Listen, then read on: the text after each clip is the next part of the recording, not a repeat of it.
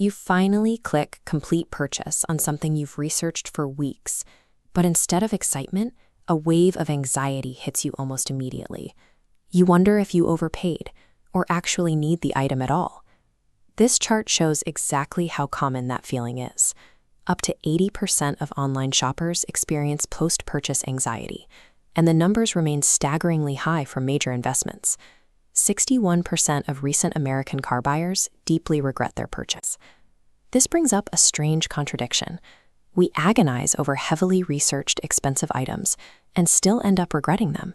Yet we happily pay a premium for a music or video subscription month after month without a second thought.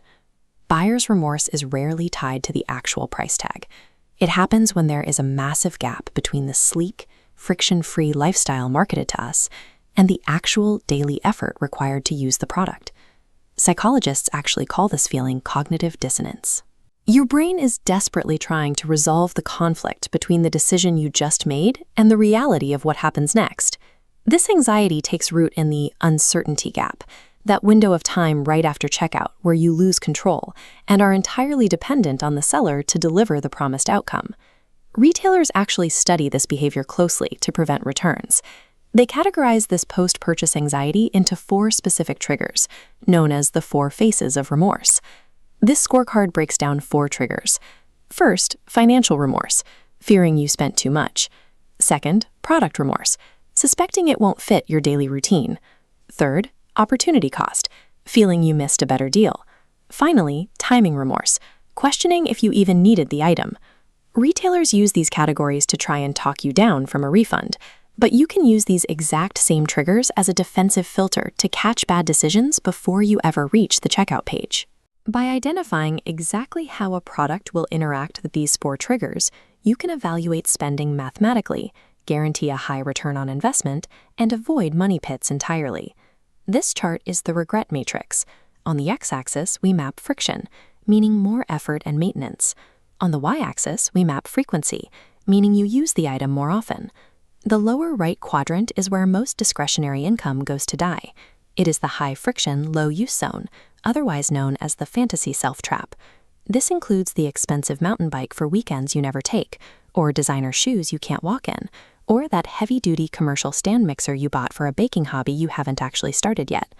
These items demand a high upfront cost, but worse, they require you to adopt a massive, unproven lifestyle change just to extract any utility. When that lifestyle change doesn't happen, you lose your capital while absorbing ongoing product remorse every time you see the item collecting dust. Buying gear for the person you want to be, rather than the person you are today, guarantees a net negative exchange. This diagram now highlights the upper right quadrant, the high-friction, high-use zone, home to hidden friction assets. These are your major life investments: buying a house, upgrading to a larger vehicle, or executing a full-scale kitchen renovation. The catch is that the initial price tag is just the entry fee. These assets bring continuous maintenance costs and act as massive time sinks. You definitely gain the absolute utility of the asset.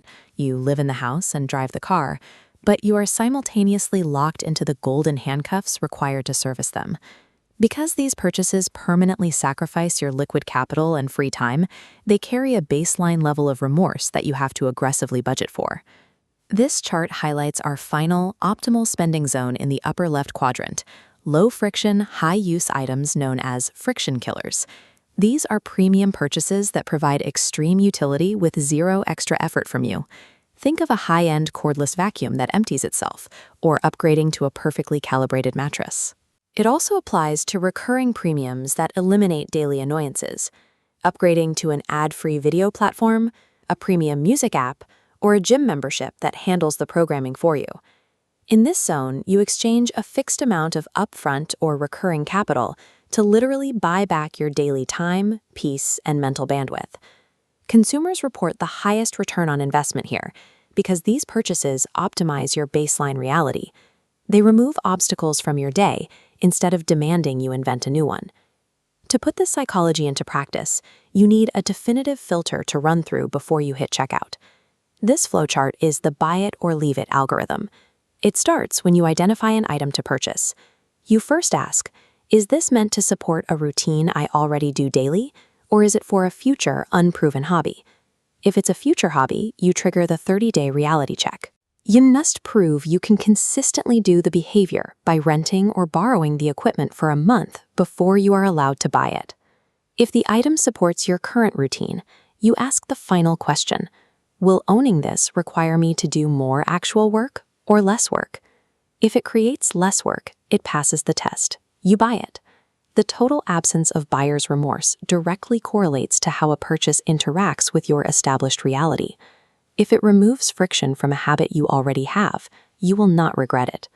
If you are someone who is time poor, your strategy is simple. Aggressively and unapologetically deploy your capital toward friction killers that buy back your hours. If you are evaluating a big-ticket asset like a house or a car, you can preempt cognitive dissonance entirely. Just double the maintenance budget on your spreadsheets right now to account for the inevitable hidden friction. When you apply this filter, checking out goes from a source of anxiety to a confident, optimized decision. The secret to spending money without regret is straightforward. Stop purchasing props for a fantasy life you aren't living, and start investing heavily in the infrastructure of the life you actually have.